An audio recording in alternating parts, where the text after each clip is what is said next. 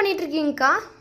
என்ன பண்ணிட்டு இருக்கேன்னா, நலங்கு மாவு வந்து அரைச்சதோட இருக்குங்க. அது வந்து காய வச்சிட்டு இருக்கேன். எதுக்கு காய வைக்கணும் அப்படின்னு சொல்லி பார்த்தீங்கன்னா, நம்ம மில்லில் அரைச்சிட்டு வரும்போது சூடோட அப்படியே சாக்கில் போட்டு கொடுத்துருவாங்க.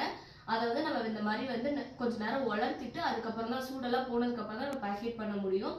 இதோட நன்மைகள் என்னன்னு சொல்லி பார்த்தோம்னா, நம்ம இப்போ டேன் ஆகுது பார்த்தீங்களா, பயங்கர டேன் இருந்தாலும் ரெகுலராக யூஸ் பண்ணும்போது அதை க்யூர் பண்ணிடுங்க.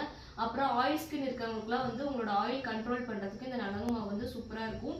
ட்ரை ஸ்கின் இருக்கவங்களும் யூஸ் பண்ணலாம். நீங்கள் அதை யூஸ் பண்ணுறதுக்கு முன்னாடி உங்களோட ஸ்கின்ல ஆயில் ஏதாவது போட்டுட்டு நீங்கள் அதுக்கப்புறம் இந்த நலங்கு மாவு யூஸ் பண்ணிங்கன்னா நல்லா ரெஃப்ரெஷ்ஷாக இருக்கும்.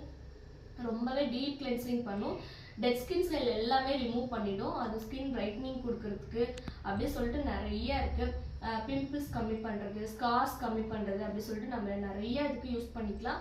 வெயில் காலத்தில் நிறைய வேர்வை ஸ்மெல் வெளியேறும்ல, அது எல்லாமே சூப்பராக கண்ட்ரோல் பண்ணி இந்த மாவோட ஒரு நேச்சுரல் ஃப்ரேக்ரன்ஸ் இருக்குங்க, அதிலே எப்போவுமே மெயின்டைன் பண்ணிக்கும். உங்களுக்கு வந்து இதோட ஸ்மெல் வந்து கண்டினியூஸாக ஒரு 5 hours ஆகுது உங்களோட உடம்புல அப்படியே ஸ்டே ஆகும். யாருக்கு வேணுனாலும் இந்த நம்பருக்கு கான்டாக்ட் பண்ணி உங்களோட ஆர்டர்ஸ் பிளேஸ் பண்ணிக்கோங்க. ரிவ்யூஸ் இன்ஸ்டாகிராம் பேஜில் இருக்குது.